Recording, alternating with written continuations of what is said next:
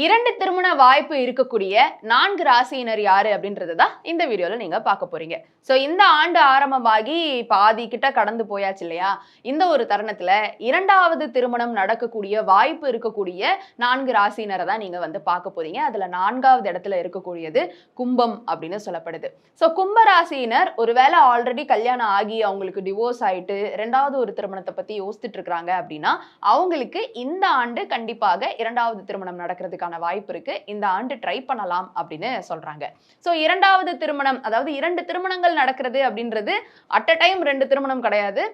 இந்த ஆண்டு மட்டும் ஆல்ரெடி வந்து ஒரு மேரேஜ் பிரேக் இருக்கு அப்படின்றவங்க இந்த ஆண்டு ட்ரை பண்ணலாமா அப்படின்னு நினைச்சிட்டு இருந்தீங்கன்னா அதுல இந்த 4 ராசிக்காரர்கள் ட்ரை பண்ணலாம் அப்படின்னு சொல்லப்படுது. 4வது இடத்துல கும்பம் பார்த்தோம். 3வது இடத்துல மேஷ ராசிக்காரர்கள் இருக்கிறாங்க.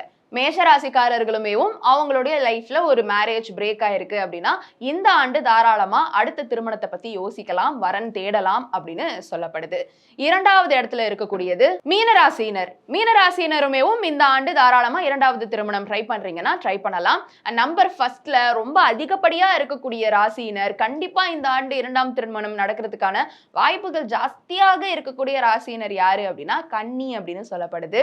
சோ கன்னி ராசிக்காரர்களும் 2வது திருமணத்தை பத்தி இந்த ஒரு ஆண்டுல யோசிக்கலாம். இது இந்த ஆண்டுக்கான பலன் மட்டுமே அப்படின்னு குறிப்பிட்டிருக்கிறாங்க.